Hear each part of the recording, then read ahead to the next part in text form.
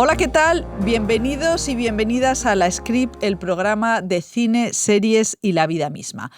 La recomendación de esta semana es una película que me ha horrorizado. Me parece un monumento misógino, pedante y aburrida, y se titula Caza de brujas, del director italiano Luca Guadagnino. ¿Y por qué os la recomiendo? Pues porque creo que es una película muy interesante para analizarla y desmontarla y luego disentir respetuosamente como hay que hacer. Las películas no se las boicotea, las películas se ven y luego se discuten.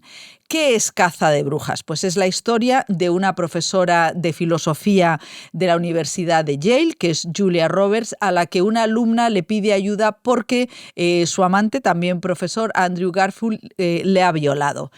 ¿Qué pasa con esta película? Bueno, pues esta película es una trampa, una provocación de Guadagnino en la que él quiere volver a tocar los viejos temas de desmontar al fin y al cabo lo que fue la cultura de la violación que denunció el Me Too. ¿Y cómo lo hace? Pues volviendo a meter en el debate la idea de que las mujeres mienten cuando dicen que han sido violadas, de que las mujeres discuten entre ellas y que las mujeres, en definitiva, son malas. Y además, otra cosa que hace esta película es acusar prácticamente, bueno, pues decir que Julia Roberts, que es esta profesora que pasa ampliamente de su alumna, lo que hace es lo que hace la cultura woke, que son unos privilegiados. Es una película que yo no entiendo muy bien por qué la ha hecho Julia Roberts. Es cierto que ella es el único pilar salvable. Ella mantiene este disparate absolutamente misógino porque le han debido decir que esto genera debate. No genera debate una película que además utiliza la tipografía de las películas de Woody Allen y que Guadagnino dijo en Venecia, tuvo la jeta de decir que lo decía porque al fin y al cabo Woody Allen también había pasado una caza de brujas. ¿Una caza de brujas? ¿Quién es aquí el cazador? ¿Guadagnino es el cazador de las brujas que denuncian las violaciones? ¿Es esto lo que me estás diciendo, Luca Guadagnino? Yo, desde luego, os animo muchísimo a que la veáis y que no os dejéis engañar por lo que dicen las películas. Las películas no son la realidad. Las películas manipulan y son muy peligrosas las películas que dicen reflexionar sobre una cosa. Esta película lo que quiere hacer es que se desmonte el Me Too. Y no, las mujeres no mienten cuando hablan de violación. Esta es mi no recomendación de esta semana y vamos ya con los invitados. Hoy recibimos a Mario Casas y al director Agustín Díaz Llanes. Así que empiece la script, eso sí, patrocinada por Kaiku Café Latte, que nos da la energía para aguantar las cosas buenas y las cosas no tan buenas que nos trae el cine. La fecha señalada para el desahucio es dentro de una semana. ¿Cómo vas a conseguir ese dinero en una semana? Tú confía en mí. ¿Qué necesitas? Dinero. Todos necesitamos dinero.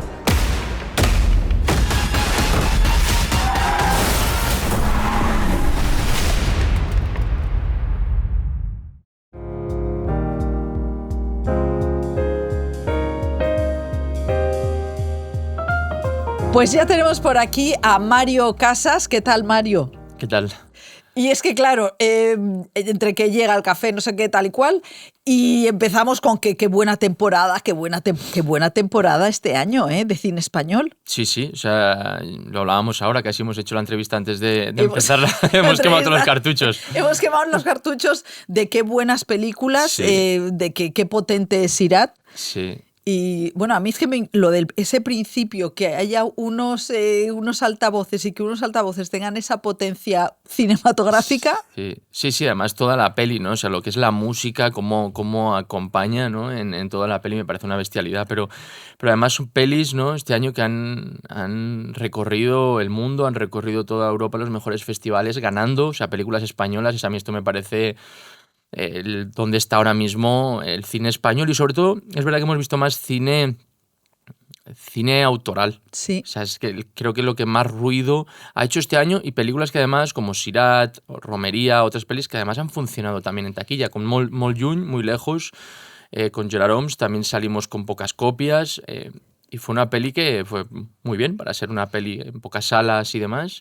Y además, muy lejos está en Filmin, que estábamos también hablando. Claro, es que lo de las entrevistas, Iñaki Gabilondo prohibía hablar con. Decía, no quiero traer al invitado, porque si no le hago la entrevista fuera y no dentro. Claro. Pero bueno. Y es verdad que muy lejos, la ópera prima de Gerard Homs, que decíamos que rodaste en Utrecht y que te volviste impregnado de la tristeza y el frío del tiempo nórdico. Era otro personaje, creo que está en la película, que se respira y a mí me afectó. Es decir, tú llegas a Utrecht, a un lugar donde a las 3:30 es de noche, donde el frío te cala, la lluvia. Y Gerard al principio me quiso el director, ¿no? Gerard Homs, no putear, pero sí yo le dije, te dejo carta blanca para que hagas tu magia, ¿no? Que me afecte de la mejor manera. Entonces, claro, no teníamos una peli también muy pequeña, no pusimos caravana, no pusimos un lugar de cambio, me cambiaban un coche a veces. Entonces, a las 2-3 semanas dije, hostia, Gerard, esto está siendo duro, pero había algo de que el personaje estaba sufriendo y yo estaba sufriendo también ese cambio en un lugar donde el tiempo, como decimos, te afecta, donde es completamente distinto, y creo que le vino bien al personaje. Bueno, es que es muy lejos es una película que yo cuando venía ahora en un taxi y venía un conductor que no sé de dónde era, pero no era español, y entonces, claro, es una película que a mí me está todo el rato resonando en cómo se siente la gente fuera de su país. Y esa fragilidad y luego lo de las clases, ¿no? El emigrante de primera, el emigrante de segunda. No sé si tú en Utrecht o aquí mismo tienes un poco de feedback, ¿no? De ese tema que también los españoles estamos emigrando un montón. Sí, sobre todo en la peli creo que hablaba de el 2010 puede ser, o el momento donde también hubo toda la crisis, claro. Donde Gerard se fue. Gerard realmente es una historia que está muy pegada a él, o sea, él lo vivió, él se fue a Utrecht por un tema, una catarsis emocional, personal, y se fue allí, ¿no? Entonces él lo vivió de primera mano, muchas de las cosas que están en la peli, en el guión, las sufrió él, ¿no? Entonces es cierto que yo me voy ahí de alguna manera, cuando yo me voy a hacer la peli, como privilegiado, es decir, yo me voy a hacer una peli, o sea, sí. Nada tenía que ver. Pero como te digo, yo sí me fijaba en todo, ¿no? Me fijaba al final e intentaba impregnarme absolutamente de todo. Improvisamos muchas cosas, llamamos a casas en momentos que tú dices, ¿no? Cuando el personaje va buscando el piso, me decía, ahora prueba ahí. ¡Qué horror! Entonces había momentos también cuando yo llamo, ¿no? En ese timbre y les pregunto si hay una habitación libre en inglés, además chapurreando, improvisando. Y cómo me desprecian. Gerard al final les decía un poco, decirlo, no lo que queráis, pero joder a Mario, entre comillas, joder al personaje. O sea, llevarlo un poco al límite, ¿no? No le concedáis nada, ¿no? De alguna manera. Entonces todo esto al final lo notas. Porque claro. Gerard también trabaja desde ahí, intenta trabajar siempre desde la verdad, donde se pueda, con el respeto y con límites, pero Gerard es muy de trabajar desde la verdad, entonces al final, de alguna manera, desde el privilegio, rodando una peli, pero sí lo notas cuando te vas a vivir a un lugar así. Bueno, estamos aquí porque vamos a hablar de La Cena, que es la comedia de Gómez Pereira, que se va a estrenar mañana, pero antes, claro, yo estaba viendo, la última vez que estuviste en la SCRIP fue en agosto del 23, cuando estrenaste Mi soledad tiene alas. Tienes 39 años, cada vez que te veo tienes un corte de pelo diferente, yo no sé por qué los directores, ¿qué les pasa con tu pelo? No, soy yo. ¿Eres tú? O sea, sí. Yo siempre digo, ¿y ese pelo y esa gorra? Sí, o sea, intento cambiarme todo el rato, o sea, cuando hacer personajes y poder llegar a la siguiente peli y dar la oportunidad de transformarme desde la carta de presentación, que es el físico, de otra manera. Venía de hacer una peli con barba y demás, Z, un thriller de espías con Dani de la Torre, y llegaba a esta, ¿no? Y de repente dije, hostia, pues el bigote. Empecé con bigote y me dejé el bigote para la peli. O sea, siempre intento buscar algo que tiene que ver con el físico, que es mi manera de meterme dentro del personaje, como el primer escalón que subo para sumergirme. Bueno, es que, luego, no, voy a seguir con lo de los 39 años porque, claro, yo ahora pensaba, digo, tú estás en una época en la que tenemos la sensación de que lo has conseguido, ¿no? Bueno, bueno, lo has conseguido,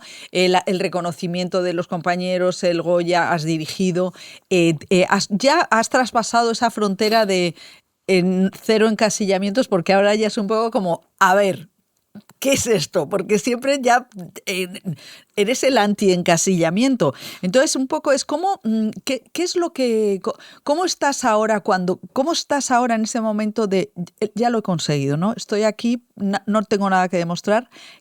¿Cuál es la sensación y qué hay por delante? O sea, yo creo que tengo que seguir demostrando mucho.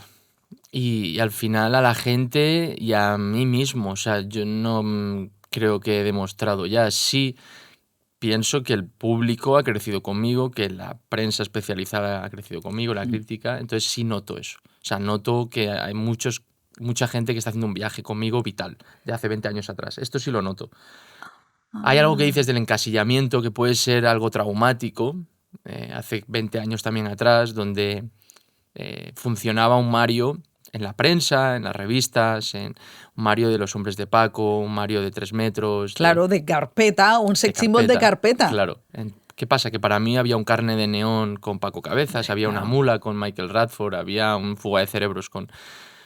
Entonces, creo que por ese encasillamiento en ese momento, tal vez mi mente dijo, tienes que hacer cosas distintas en cada peli que hagas. O sea, que ha sido un daño colateral que para mí al final me ha guiado a ser el actor que tal vez soy ahora, ¿no? Que intento pues descubrirme en cada personaje que hago, pues con el físico, con lo emocional. Sí, porque hay algo de eso. Claro, es una cosa. Yo me acuerdo que hubo una época, no sé si la época de No matarás, que era se decía entonces, ¿no? Porque es un poco nos encanta a los periodistas lógicamente poner titulares y es como Mario Casas ha pasado de ser el sex symbol a ser el protagonista del thriller masculino. Entonces es como de referencia de las chicas a referencia de los tíos. Y claro, y eso a mí es verdad. ¿Tú notas que hay una conexión con los hombres de tu edad, o sea, con tu público masculino? Sí, o sea, al principio con todo el tema de 3 metros, Palmeras en la nieve también, había como un rechazo, ¿no? O sea, claro. Era un público, lo sigue siendo mayoritariamente, lo es femenino. Pero que está muy bien, porque al final las mujeres o ese público... Vamos al cine son las toda que van la vida. Al cine, las que, ¿no?, arrastran a los novios, maridos, amigos a ir al cine, ¿no? Pero sí es cierto que desde Grupo 7 empieza a unirse un público más masculino y después vienen otro tipo de pelis, más esos thrillers como Adiós también. Son pelis que de repente atrapan más a un público masculino. No matarás, pero sí, lo que sí noto, como te digo, es que hay algo en la calle, que ahí es donde más percibes las cosas, no tanto en redes, lo que digan, lo que no digan, titulares, lo notas en la calle, es donde se respira. Y ahí es donde la gente, que tiene que ver yo creo con las plataformas en los últimos años, tienen la oportunidad de ver un videoclub en casa y tienen muchas más pelis. Claro. De uno, ¿no? De los actores en general. Entonces te pueden hablar de más pelis, o ya han visto Contratiempo, o te han visto 3 metros, Palmeras, no más. Y la gente se acerca y te dice, hostia, he visto esta, la que me ha gustado es esta, o esta no me gusta. ¿Hay algo que hay o sea, es verdad que ahora el espectador medio es mucho más cinéfilo. Sí. O sea, es verdad eso, porque tú pones en una plataforma Mario Casas y sale lo que hayas hecho. Sí. O sea, que notas eso. Bueno, y que también piensa que, volviendo a muy lejos, ¿no? Una película muy pequeña, autoral, una película de un director Nobel, de repente está en Movistar.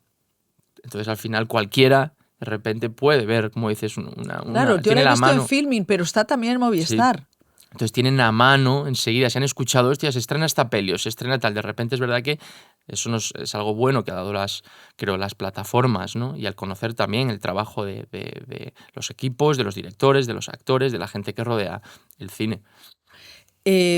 Bueno, ya pasamos a la cena, pero te iba a preguntar por El silencio de los hombres, porque esa película me parece preciosa y me parece que habla de algo que es muy cultural, occidental, no sé cómo son los hombres chinos, pero que es ese silencio denso y esa incapacidad de comunicar que nos preocupa mucho a las mujeres. Es un poco ¿por qué los tíos están tan enfadados, ¿no? Entonces yo no sé, tú que has explorado tantos personajes en tu vida, no sé si puedes hacer un poco qué pasa, ¿no? ¿Por qué los hombres están son tan silenciosos y les cuesta tanto? No sé si has hecho la elaboración de qué pasa.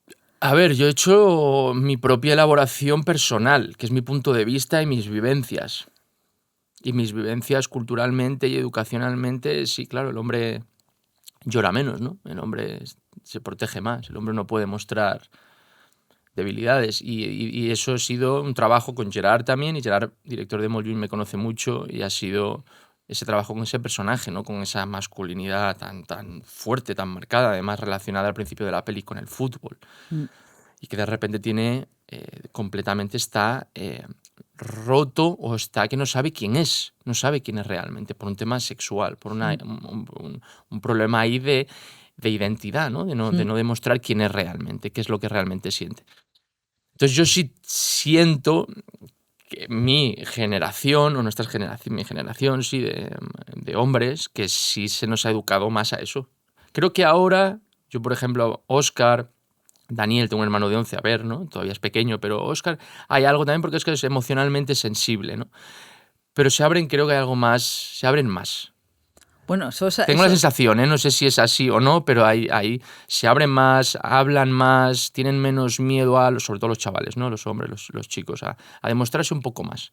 Tengo esta sensación, tal vez por Óscar, que Óscar es muy abierto a hablar las cosas, a emocionarse, a llorar si tiene que llorar. Pero a mí me sigue costando.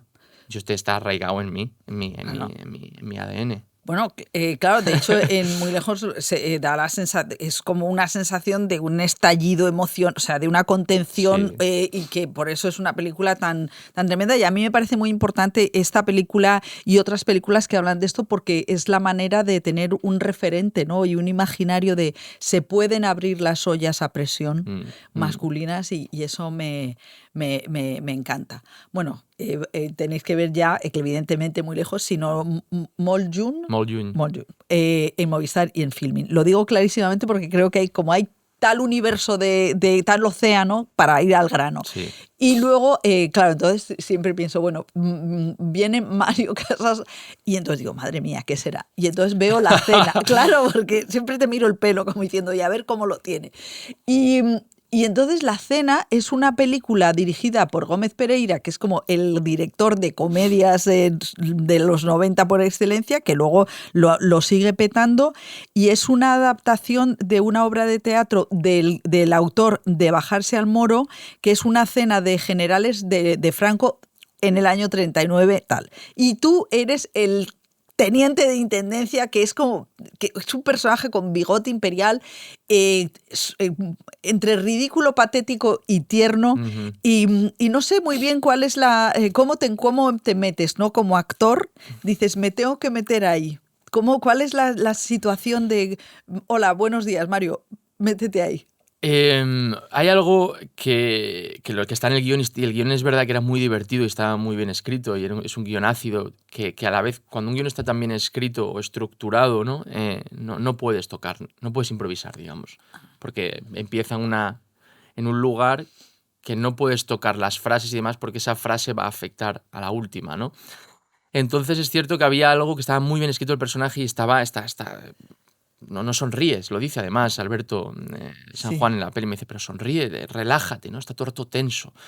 Porque al final era interpretar a alguien, ¿no? Este teniente Medina está interpretando lo que debería ser, o sea, un tipo serio, un tipo, ¿no?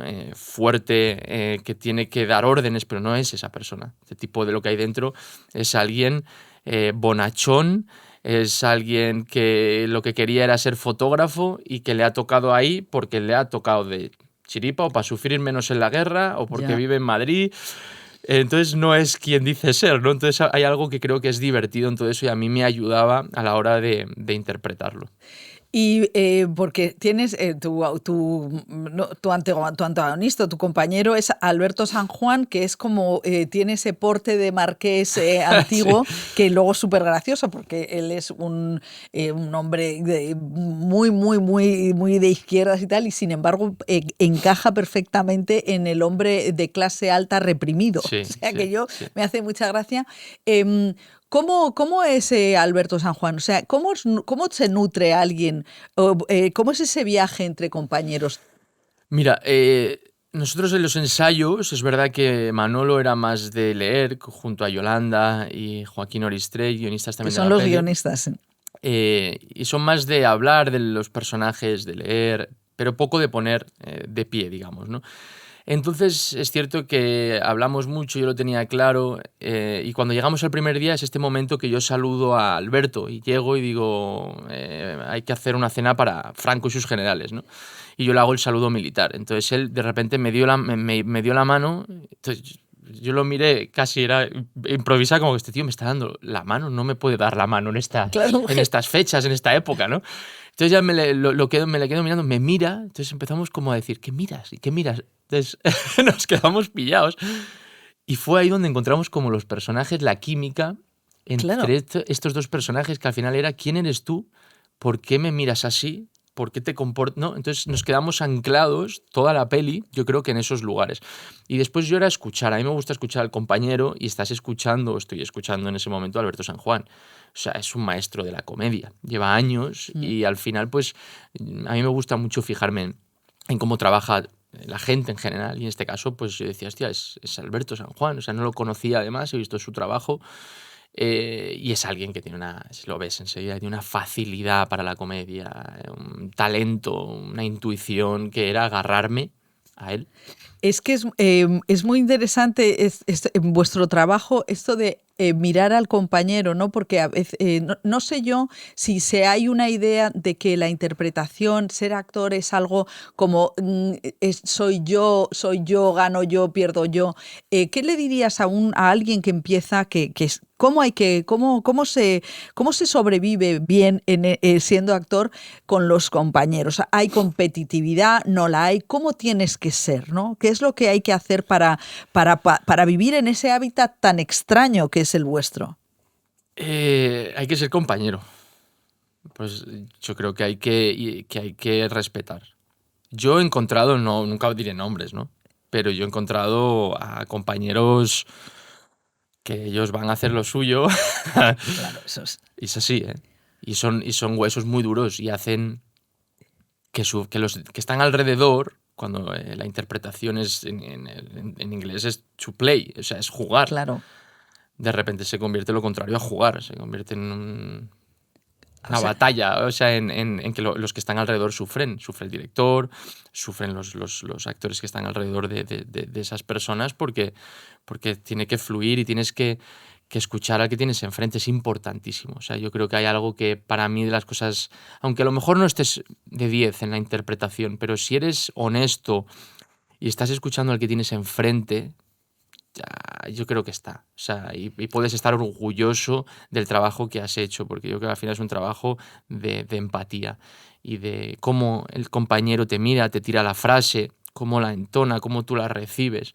Yo muchas veces lo digo, yo cuando estoy en ensayos, estoy ensayando una peli ahora, y con el director hablo y digo, bueno, ya lo veremos, a ver cómo, ¿no? Cómo me tira el actor, el personaje. claro, necesitas, claro. Sí, o sea, yo puedo hablar, me encanta investigar del personaje, pero hay un momento que yo necesito ver cómo la otra persona habla, ver cómo el de enfrente escucha o mira, ¿no? Entonces me agarro a eso, así, a mí me gusta agarrarme a esas emociones, ¿no? Me siento vivo y creo que las cosas están sucediendo. Si no, me cuesta, cuando es uno mismo, que hay personajes que son así, hay personajes que tienes que mirar para ti porque son personajes egoístas, Sí. son personajes que te requieren eso.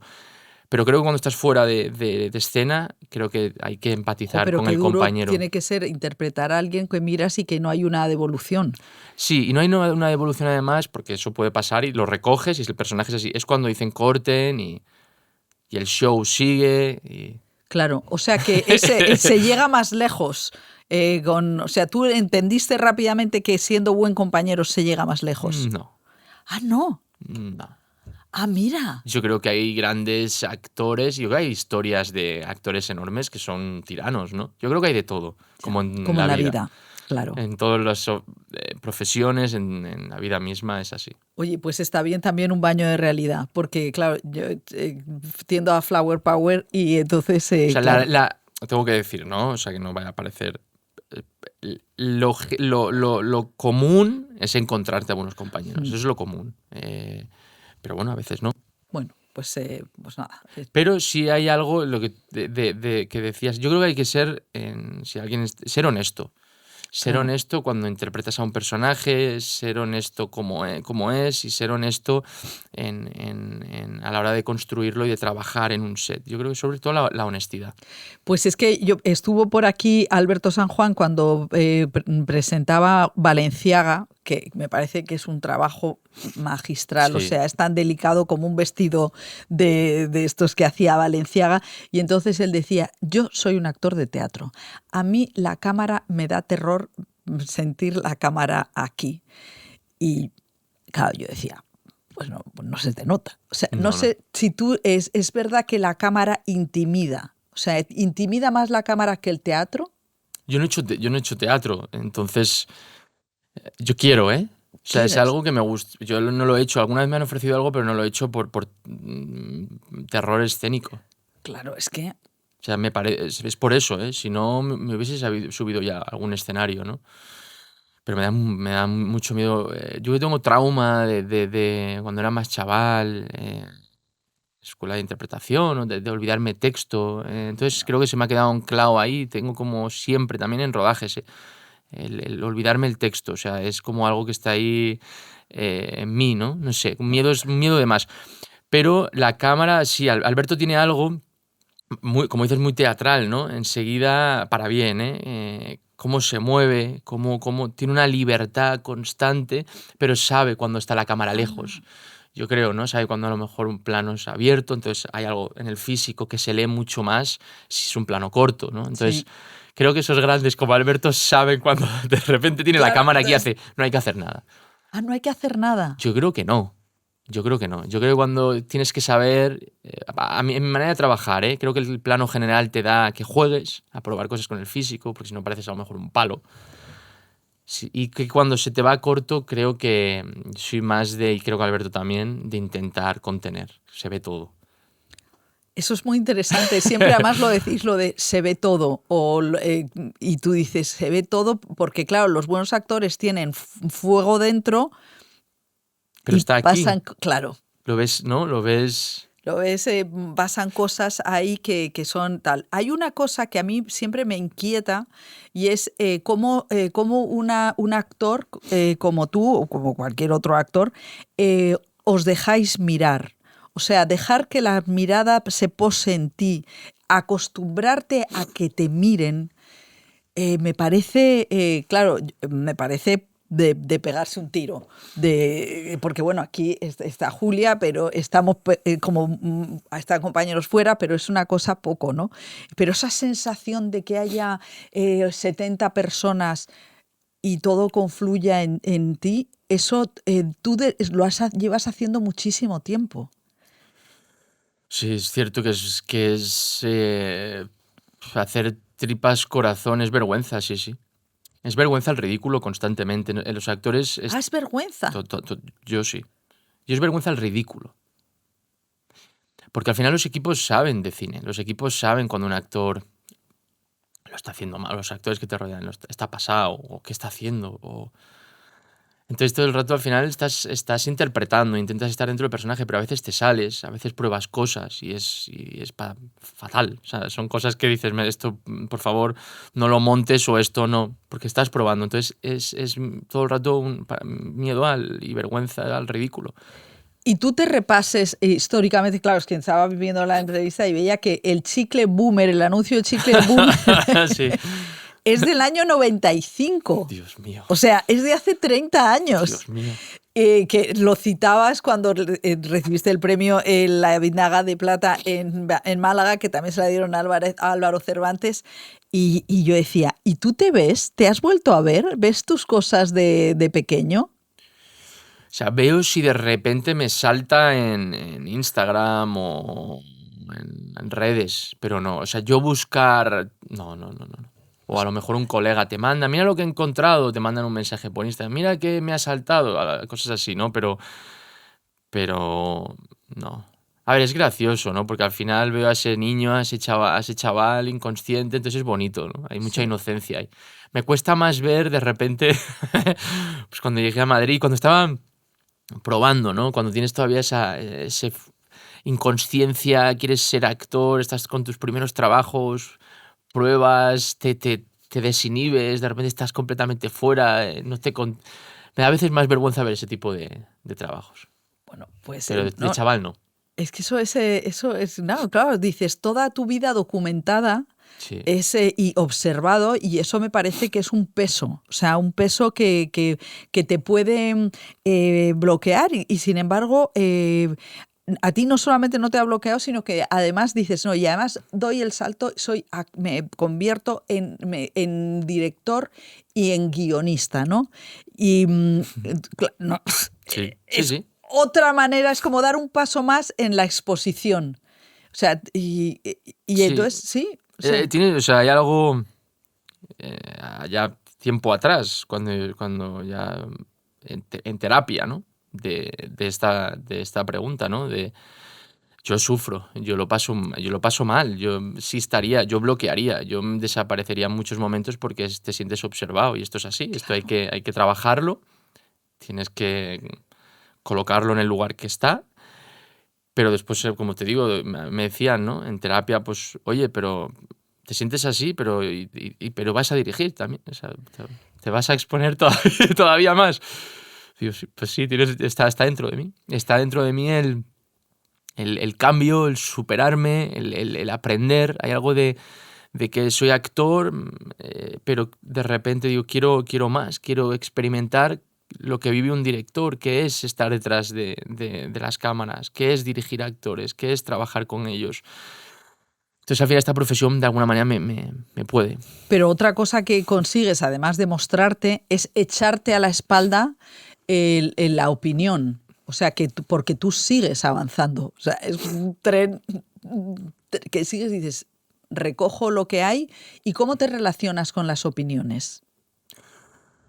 Antes, cuando eres más joven, más niño, duelen mucho. Te las llevas muy a lo personal, porque creo que no sabes filtrarlas, no tienes las herramientas suficientes como para aprender entonces te afectan. A mí de la época de 3 metros, del barco, de todo esto, a mí me afectó bastante. O sea, Claro. me dieron por todos lados.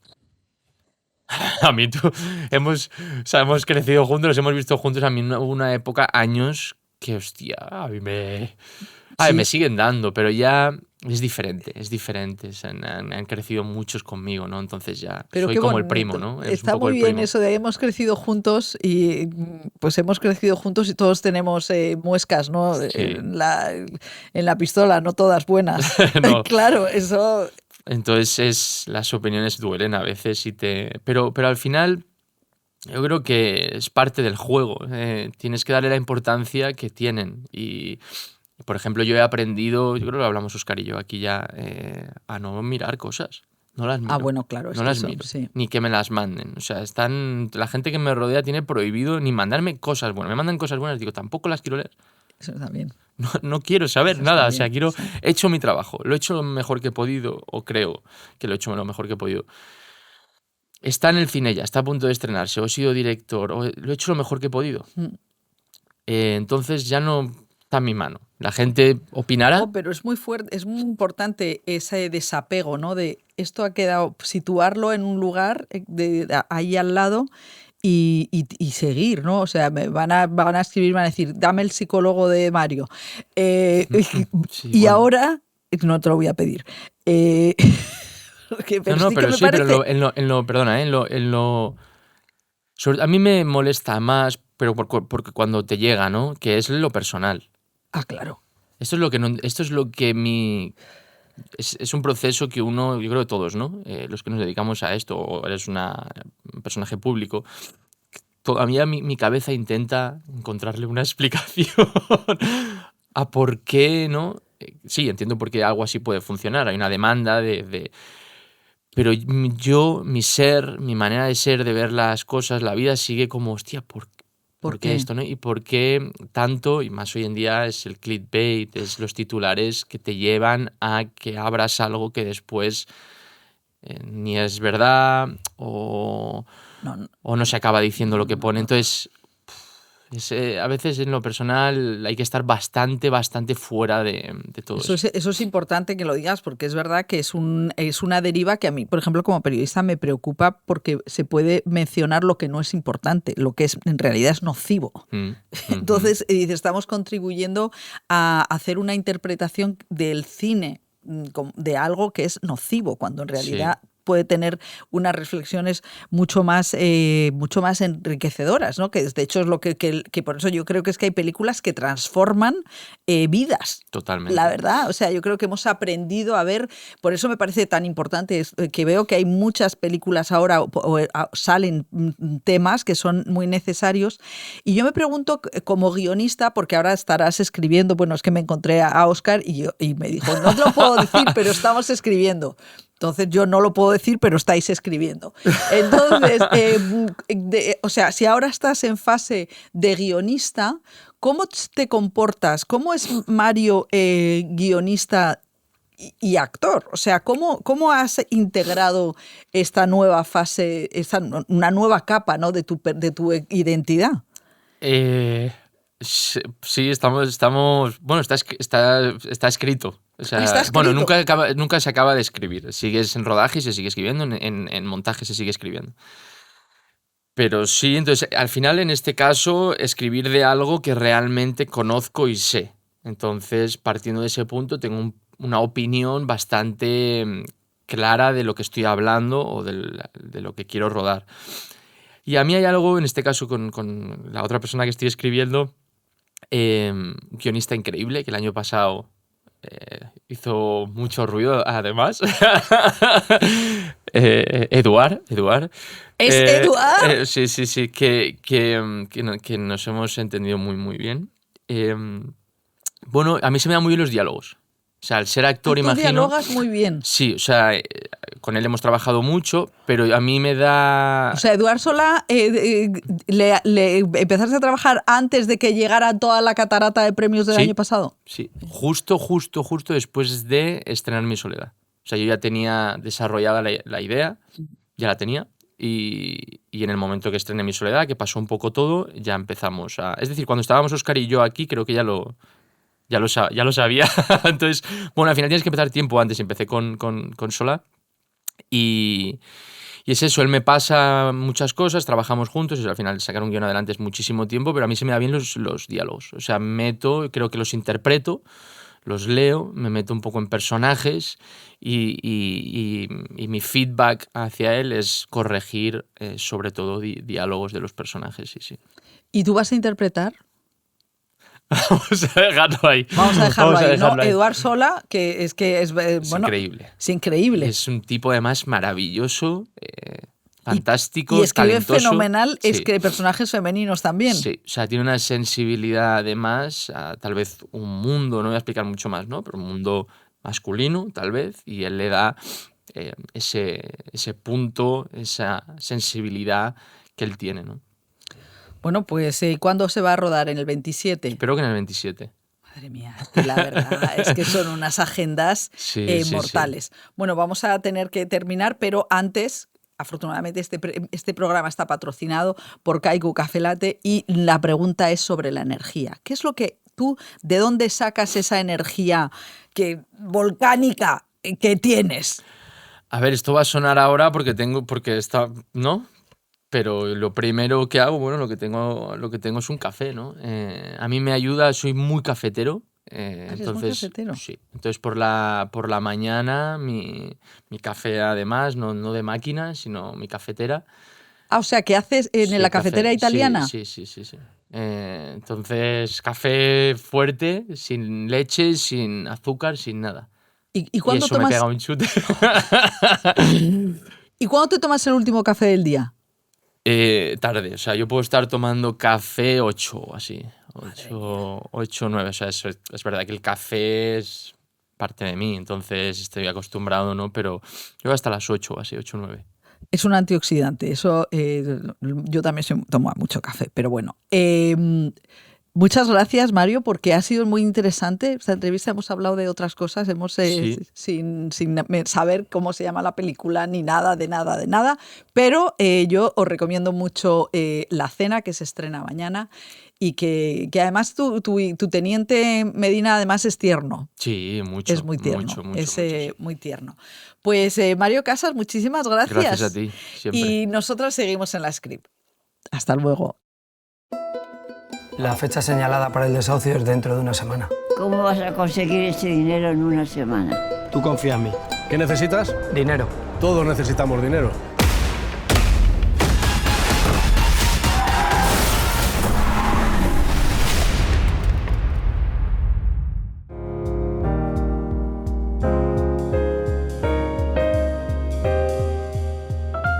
Pues ya tenemos por aquí a Agustín Díaz Llanes. ¿Qué tal, Tano?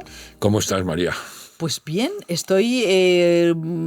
hemos vuelto de San Sebastián, Sí. hemos visto Un fantasma en la batalla, que se ha estrenado en cines el 3 de octubre y se estrena en Netflix el 17. Efectivamente. Qué viaje, ¿no? Un viaje largo y muy... Pero bueno, o sea, cuando las cosas las logras que terminen bien es bueno, pero sí ha sido un viaje muy largo y además a veces un poco asustado, ¿no? Un viaje porque era un tema tan complicado y tal, pero bueno, he tenido detrás a mis productoras y a Jota y a Netflix, se han portado muy bien y hemos logrado sacar adelante la película, que no era fácil. Bueno, una película, por si no sabéis, es un caso de una infiltrada, Susana Baitúa, que bueno, pues que es un poco el mismo argumento de la infiltrada del año pasado, pero este es la infiltrada de Díaz Llanes en la época de la Operación Santuario de terrorismo de ETA en España y en Francia. Que se estrenó en San Sebastián, en el pase de prensa en el Teatro Principal, Sí. Con pancarta de la infiltración es Terrorismo. tortura. Tortura, perdona, sí. ¿Cómo viviste? ¿Cómo fue el estreno en San Sebastián? No, bueno, yo el pase de prensa no fui, me pasaron la foto. Bueno, infiltración es tortura, no es tortura. Tortura son otras cosas. O sea, nosotros que hemos vivido una dictadura y después el terrorismo etarra, tortura es otra cosa. El pase nuestro, el estreno nuestro en el K1 del Cursal, pues fue fantástico, un poco asustante porque son 1.800 personas, pero fue fantástico. La gente reaccionó maravillosamente bien y nos aplaudieron mucho y bueno, salí muy feliz del tema. ¿Y qué pasa con ETA? O sea, ETA desde el año 59 hasta el 2011, o sea, atraviesa la historia de España, la transición, Sí. desestabiliza la transición. ¿Qué ha pasado? ¿Por qué se ha comunicado mal ETA? Ojo, es una pregunta muy difícil, pero vamos a ver, yo parto de la base de que ETA ha sido derrotada y derrotada muy bien, y que se le derrotó con los ejecutivos políticos, o sea, con los diferentes gobiernos democráticos que hubo en España, con la labor de las fuerzas de seguridad, sobre todo de la Guardia Civil, y con el pueblo, que yo creo que, como no es mío, lo puedo decir, que en la película tú te das cuenta cuando salen los documentos que al principio en el asesinato de Gregorio Ordóñez hay poca gente, va subiendo hasta llegar a Miguel Ángel Blanco, que es un clamor, España entera y Euskadi también. O sea que, bueno, en eso, la comunicación que tú me preguntabas, pues es complicado de saber. Yo pienso, yo estudié historia en la facultad, no es que sea historiador, pero lo estudié y me gusta mucho leer libros de historia. Pienso que cuando hay cuestiones tan complicadas como ETA, con tanto dolor y con tanta sangre y con tanta muerte, la gente tiende a intentar olvidarlo y pasar por encima de ella. Que es ha pasado en todas las cosas. No vamos a comparar a ETA con los nazis, pero pasó en Alemania también, ha pasado en Italia con Mussolini, ha pasado en España un poco con Franco, la verdad. Y con ETA, pues ahora es como que no pasó nada, pero sí pasó, mataron a 800 personas o más, dicen que a 1.000, aunque hay algunos que no están, y creó, como tú bien has dicho, pues desestabilizó muchísimo la transición y creó un problema de dificilísima resolución, que era complicado de resolver. Y decías que este había sido un proyecto de la productora de J. Sí, Bayona, sí, con Belén, sí. Con Belén Atenienza y Sandra Hermida. Yo creo que te vi en alguna entrevista decir, no sé si era después de Oro, que el cine había cambiado tanto que tú no sabías si querías volver. Bueno, o sea, Oro es sí, del 2017. Sí, bueno, sí, te voy a decir la verdad. Oro no cumplió las expectativas que se tenían con la película, no las mías, porque yo ahí soy más cauto, pero no se cumplió. Y además yo iba cumpliendo mucha edad y tú sabes que en ese momento hay siempre un bajonazo que te dan todo el mundo, porque ya, lógicamente, viene otra nueva generación. Y, hombre, no me apetecía mucho volver al cine en unas producciones pequeñas y complicadas, ¿sabes? Donde tenías que... Porque no me veía fácil para eso. Y me dediqué a escribir. Pero me llamo Belén y entonces yo hago siempre lo que diga Belén, lo hago. Porque siempre me ha ido muy bien. Y me dijo, vamos a hacer una película. ¿Qué tienes? Y dije, tengo una historia pensada sobre ETA. Y en vez de decirme, ETA no vende, estas cosas que te dicen siempre, fantástico. Y entonces empezamos a trabajar sobre ese tema. Pero solamente he vuelto al cine a dirigir porque están detrás mío Bayona, Sandra y Belén. Y Netflix en este caso, si no, no hubiera vuelto. Y tú tú que tienes 6 películas, Sí. que eres un director de 6 películas, ¿qué disfrutas de la dirección y qué disfrutas del guión? Bueno, yo empecé como guionista, como tú sabes. O sea, yo me metí en la dirección porque Victoria Abril me cogió del cuello y me dijo que dirigiera Nadia Belarao, si no me mataba, estas cosas de ella. Vamos a ver, el guión lo disfrutas porque escribir a mí me gusta, estás en casa, si sale mal lo rompes y ya está, sabes, si sale bien pues estupendo. La dirección es otro problema mucho más grave porque tú empiezas a tomar decisiones 2 años antes de ponerte a dirigir y esas decisiones, para que te salga bien la película, tienes que haber acertado en ellas. Y eso es muy complicado. Tienes que haber acertado y tener suerte, que todo se vaya juntando. Y cuando estás rodando, bueno, tú lo sabes porque llevas mucho tiempo en el cine, cuando estás rodando, ruedas ese día se va ya. Y es muy difícil volver a recuperarlo. O sea, no tienes una página que puedas en blanco romper y poner. Es otra actividad, pero tiene una adrenalina, sí, un chute de adrenalina bastante importante, ¿sabes? Bueno, es que tú empiezas a dirigir como con 40. 45 años. Con 45, en el año Sí. 95 nadie hablaba de nosotras y entonces fue también, además es como, ¿pero cómo? ¿Pero y este? Entonces hay algo en ti, hay como un desapego. Bueno, yo es que empecé como escritor, ¿sabes? Y yo me acuerdo perfectamente que cuando iba a dirigir Nadie Hablará, yo estaba aterrado, claro, porque yo no había hecho una foto en mi vida, no había hecho un corto, no había hecho nada. Yo me dedicaba a otras cosas. Y entonces Victoria me dijo, tú de eso no te preocupes, tú lo que tienes que hacer es comunicar bien a los que están contigo lo que tú quieres hacer. Y ahí fue cuando me di cuenta de que se puede dirigir siempre que vayas muy bien acompañado. Y entonces no he hecho muchas películas porque... Pues no sé, la vida me ha llevado por otros lados. A veces me sorprende, podía haber hecho más, pero no he hecho más, pero porque me llamaban mucho. O sea, yo podía haber hecho un momento que me fue bien, podía haber hecho lo que quisiera. De hecho, me llamaron para hacer A la triste, y fíjate que era un pollonazo impresionante. Pero, no sé, tú me llamas desapegado. No, es que no soy a lo mejor un director vocacional desde niño, de estos que van con una cámara, ¿sabes? Soy otra, no sé, no... Eres más, no, a mí me gustó mucho con A la triste que contabas que... Tienes que ponerla ahí abajo para que no interfiera con nuestras cosas. Perdona, ya sabes que esto es así. Sí. No, me gustaba mucho de A la triste cuando contabais que para empezar, que Viggo Mortensen tiene esa presencia brutal y que te lo llevaste a los toros para que aprendiera a moverse como los toreros. Sí, bueno, es que él me preguntó, preguntas estas, bueno, Viggo es excepcional, o sea, Viggo tiene una presencia como actor y como persona, es un íntimo amigo, pero me preguntó, oye, ¿tú cómo crees que andarían la gente en el siglo XVII? Digo, pues realmente no tengo ni flores, porque nadie lo sabe, pero digo, lo más cercano a un andar así de espadachín y tal pueden ser los toreros, y le llevé a los toros, le llevé con Curro Vázquez, y él estuvo todo el rato mirando a Curro, y al final andaba como Curro, sí. Vaya, como es él, pero es que él es... Haber trabajado con Viggo es como trabajar con Dios, tío, es una cosa increíble. Pero he visto que tenías otra idea de volver a trabajar con él. Yo siempre quiero trabajar con él. Lo que pasa es que Viggo, también, como a los amigos no hay que molestarlos, Viggo ahora está más en la carrera de director que en la carrera de actor. Y entonces está metido en eso y me parece genial porque es lo que a él le gusta. Viggo sigue siendo un íntimo amigo y procuro no molestarle, ¿sabes? Porque hacer una película con Viggo, él quiere hacer sus películas y a lo mejor no le gusta el guión, lo que sea. Yo, hasta que no tenga una historia muy buena, que a él le guste y que él no quiera tal, me encantaría, porque primero es que yo con él aprendí muchísimo. ¿Ah, sí? ¿Qué? Sí, muy bueno. Él tiene un dominio. Estas cosas que tienen los actores como él, tienen un dominio de la cámara y de las posiciones y de los movimientos y tal, que yo aprendí un montón de cine con él. Sí, O sea, porque, fijándome. fíjate, antes estaba Mario Casas y decía que, hablando también de Alberto San Juan, que cuando un actor tiene la cámara muy cerca, Sí, no puede hacer nada. O sea, tiene que dejarse llevar. sí. Que es la cámara la que te come. Sí, es así, pero es claro, en el caso de una superestrella como Viggo, es que además hay algo magnético en ellos o en ellas, le pasaba también a Victoria, yo creo que en esta película le pasa a Susana, Sí. que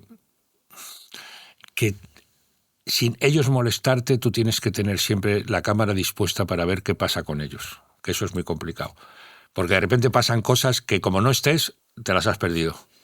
¿Sabes? Y ellos sí, es verdad que cuando tú pones la cámara muy cerca, por ejemplo en esta película con Susana, que le hemos hecho muchos primeros planos, tú tienes que desentenderte de todo y dejarla a ella, que ella vaya, ¿sabes?, a su esto, que es complicado, para los actores es muy complicado. Bueno, pero Susana Aitoa está increíble Sí. porque es la tensión, hay una tensión emocional Sí, en ¿verdad? su cara que es un sufrimiento hasta el minuto final, Sí. que es una parte tremenda. Y me estaba acordando de Berlanga, que tú tienes algo de Berlanga, que Berlanga escribió esas maravillosas memorias, la de Mr. Cagada, ¿no? Sí, Que sí. siempre al final de cada plano decía, menuda cagada, y él decía que no tenía ni idea de fotografía, que él se dejaba llevar Sí. por tal.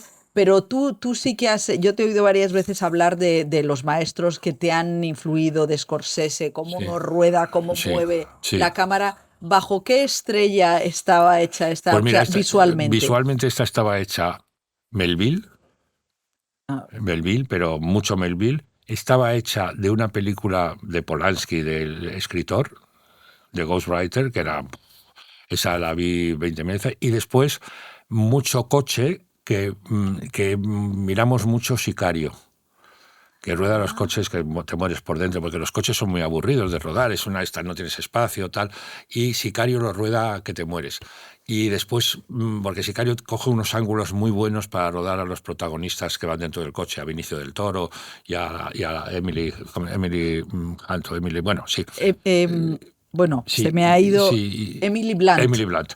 Y entonces, claro, Susana tiene un físico que da muy bien en cámara, porque es muy, muy bonita, o sea, la cara le da muy bien, pero lo que tiene mejor es que esa cara piensa muchísimo, y tú tienes que ver lo que piensa, y eso es ahí donde tienes que... Eso es el delón de Melville, esos son esos actores que piensan, ¿sabes? Que le pasaba a Viggo, le pasaba a Victoria, a todos los grandes actores piensan, y tú les pones la cámara y tienen que pensar. Y ahí Susana, no sé, bueno, te acordarás esa secuencia que hay en la película con Ariadna, Sí. que están en el coche cuando le dice lo del poema y tal, y se marcha Ariadna, claro, que ella piensa que la puede matar en aquel momento, y cuando ella cruza, la cámara se queda con Susana y le late un poquito una La vena. vena. Yo no daba crédito, digo, pero claro, tienes que estar ahí, tienes que tener ese plano, porque eso si no, no lo ves. Entonces, ahí es un ten con ten que dependes mucho de ella. Qué importante, ¿no? Lo Sí. de Sicario era de Denis Villeneuve. Sí, bueno, un director maravilloso. Claro, no, lo de cómo se ruedan los coches, Sí, pues eso... rodar los coches es... Claro, rodar en los Es coches... un petardo que no te puedes imaginar. ¿No? ¿Y tú eres un director de muchos, de repetir mucho? Mira, yo no lo era, pero ahora como no ruedas ya con cine, sino que ruedas esto, y mis productoras, sobre todo Belén, es una maniática de hacer 500.000 planos, que después me han venido muy bien, siempre me decía, yo nunca había... Me decía, no, haz más planos. Y yo hice muchos planos. Esta película hice muchísimos planos, pero fundamentalmente... Eran planos como de apoyo, pero el problema que yo tenía con esta película es que tenía dos actrices que estaban mucho tiempo en pantalla, Iraya y Susana. Susana mucho tiempo sola, y después dos actrices que actuaban, pero cada una mentía a la otra y no se sabía, tenía que haber algo raro. Entonces, tenerlas a las dos en plano, tenerlas a las dos en tal, era lo más complicado, más que rodar muchos planos. ¿Y con cuántas cámaras rodabais? Pues hemos rodado con una. Algunas veces metíamos dos, pero no, con una. El meeting de Ribatasuna, que lo rodó la segunda unidad, lo rodaron con 3 o 4 cámaras, pero yo he rodado con 2 cámaras. En La Triste rodé mucho con cámaras cruzadas. Pero aquí era un problema situarte, ¿sabes? En los coches con 2 cámaras era muy difícil, rodábamos con una. El año pasado se montó la de San Quintín con La Infiltrada, que yo... Sí, puede ser. Claro, entonces me pregunto... ¿Cómo va a ser recibida esta película? Si os ha preocupado que políticamente se pueda utilizar, o sea, ¿qué es lo que te preocupaba a ti políticamente? Que digas que no quiero que me acusen de... Mira, María, yo ya soy muy mayor. He pasado ya mucho tiempo y lo que piensen sobre las películas yo sé que es eso. Lo que a mí sí me tenía muy, muy preocupado eran las familiares de las víctimas. Muy. Porque eso sí que me parecía que si yo en la película se veía, aunque se ve desde fuera, el asesinato de Gregorio Ordóñez, que iban a pensar su hermana y su viuda, que iban a pensar los de López de la Calle, que iban a pensar eso.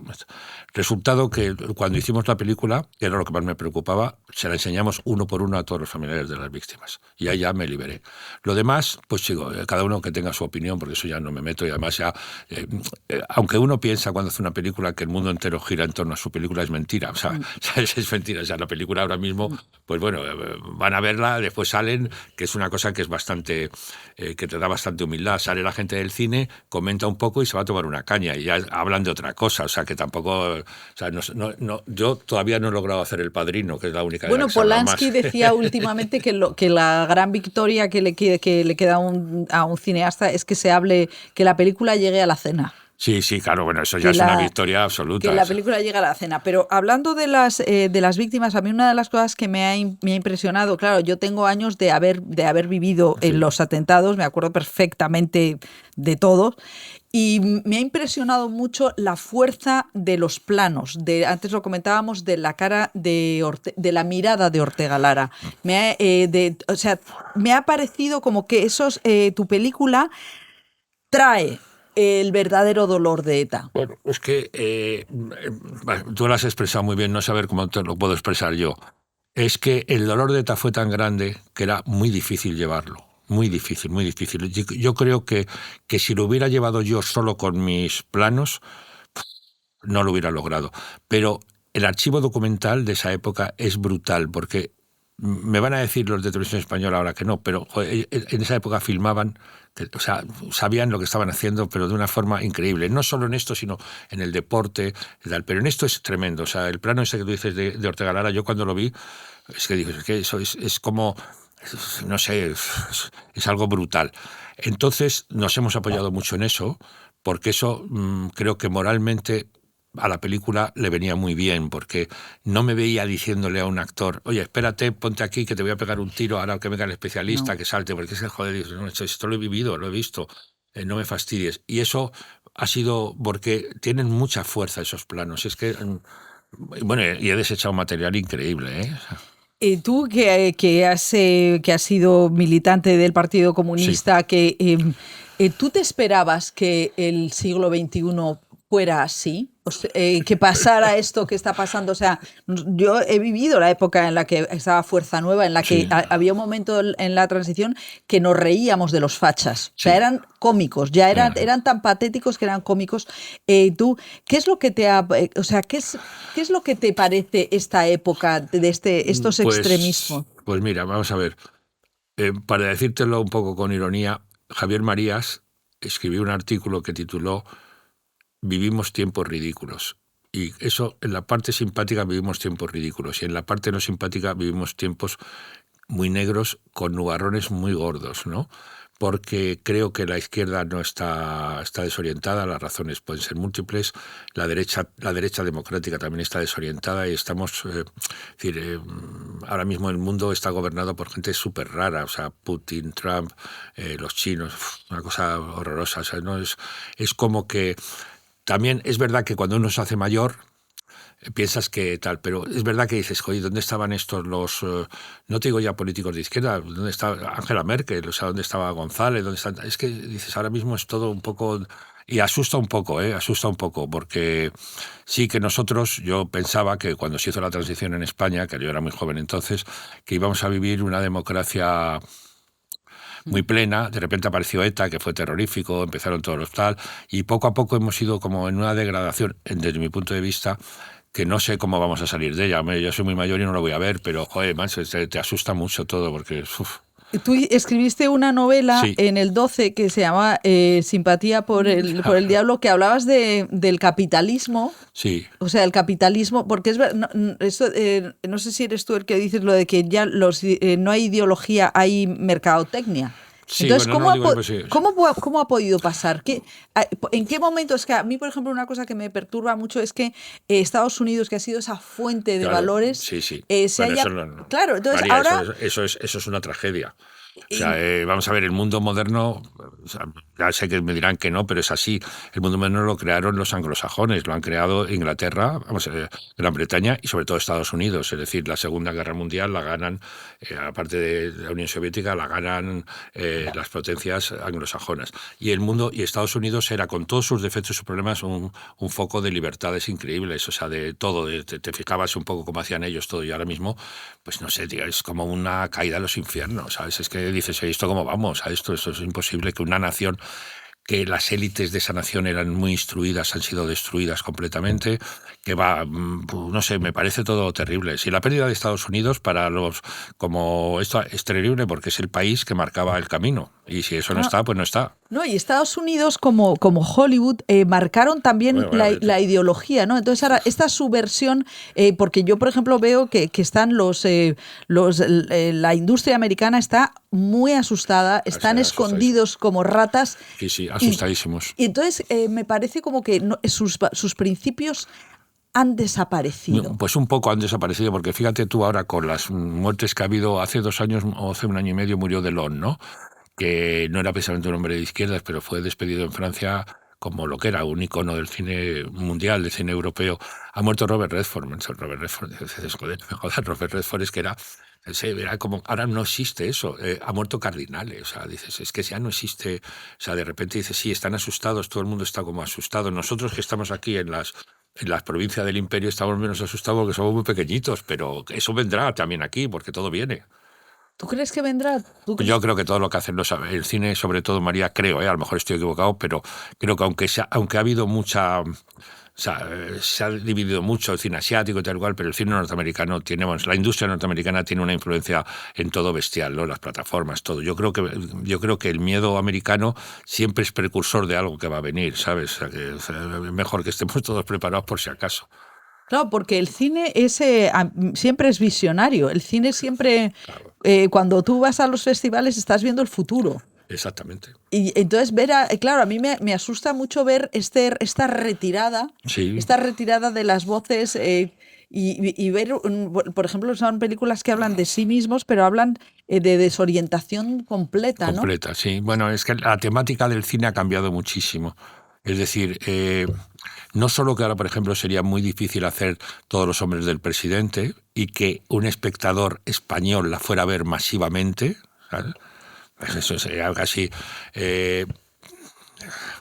creo, a lo mejor estoy equivocado, creo que sería casi imposible hacer El Padrino ahora mismo, porque sería un tema muy complicado para la mafia, los valores... América me dio mi fortuna, ¿no? Sí, América me dio fortuna. Creo que habría películas por ejemplo, que hemos hablado por mi película de Melville, creo que Círculo Rojo sería muy difícil de hacer ahora, 3 señores muy raros en silencio todo el rato que asaltan una joyería. Creo que los temas han cambiado y hemos ido a un cine súper intimista, muy poco... O sea, como un poco alejado de los gustos del público. Los gustos del público son los Avengers, esto que es un coñazo. Mientras que estas películas, tú eres mucho más joven que yo, pero yo recuerdo todavía que, por ejemplo, Melville estrenaba en la Gran Vía. Bueno, claro. Es que eso era... Y que Belmondo, Delon, Cardinale, Gassman, Mastroianni, Sofía Loren, por supuesto, eran actores conocidos por todos los españoles. Hombre, pero quizá en los 80 y en los 90 sí que llegaban masivamente, o por lo menos a los cines de versión original, porque Jaume Ripoll de Filmin decía que es que en ese cine de versión original de los 90 había 1 millón de potenciales espectadores Sí, sí. que eran como los universitarios. Sí. Claro, y estos ahora ya se han reducido. Sí, se han reducido mucho. Se han reducido mucho. A ti el cine, porque estuvo por aquí José Luis Alcaine y decía que decía que Sirat le parecía a él que era visualmente la película española del siglo XXI. ¿Cómo ves el cine español del siglo XXI? No te podría contestar muy bien. Primero porque Sierra todavía no la he visto, la tengo que ver porque he estado con la película pum. Bueno, claro, estáis secuestrados. El siglo XXI, te diré, te diré que a mí no me parece nada interesante. Yo soy un hombre del siglo XX, lo sé, a ver si el siglo XXI me interesa vuestro poco. Pero también te diré que todo lo que diga José Luis Alcaine, todo, seguro que tiene razón, porque es una de las personas, aparte de un maestro total, una de las personas más inteligentes conocido en la vida. O sea, es un hombre, tiene una cabeza perfecta. Pero yo soy un hombre del siglo XX. ¿Sabes? El siglo XXI me ha tocado, lo vivo, pero no me apasiona mucho, la verdad. ¿Sabes? Yo todavía no sé, lo que más veo son películas del siglo XX, no del siglo XXI.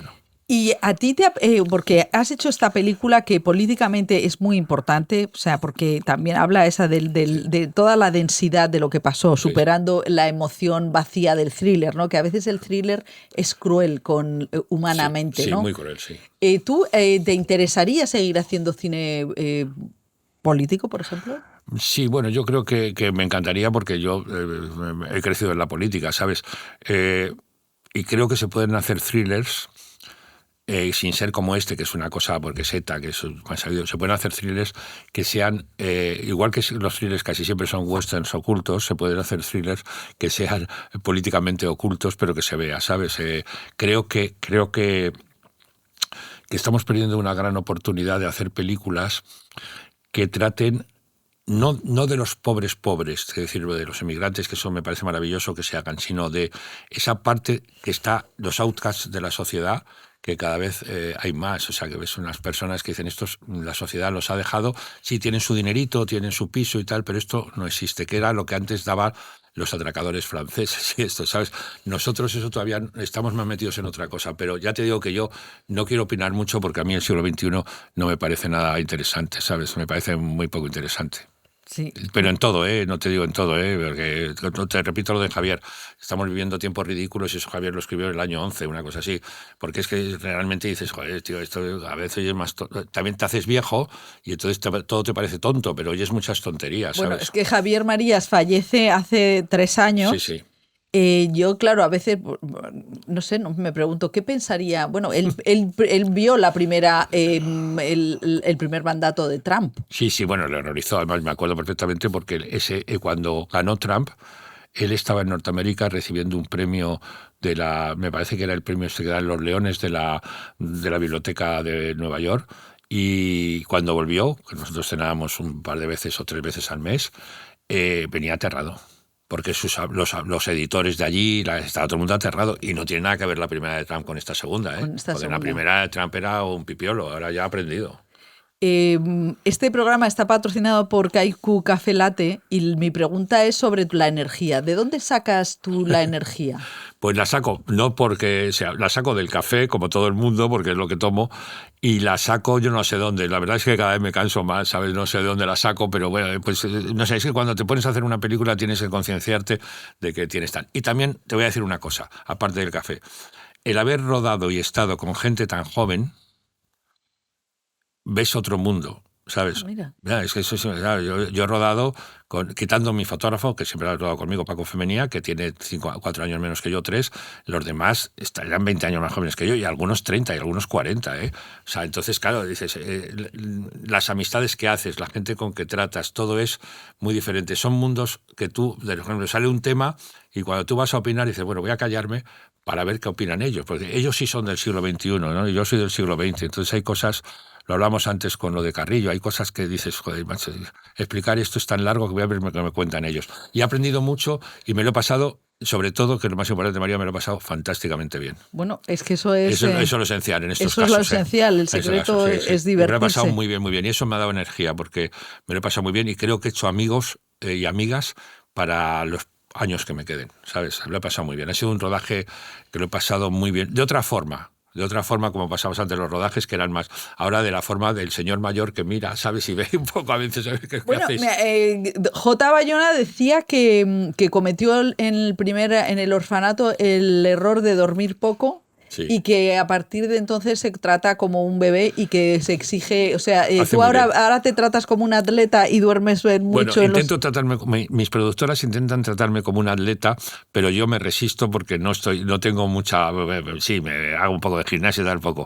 Y dormir sí, pero eso sí que he procurado, eso sí, que también lo hablé yo con Jota, eso he procurado descansar más y no, ¿sabes? Porque claro, las fuerzas se te van. Pero al mismo tiempo hemos tenido, mira, te contaré una cosa.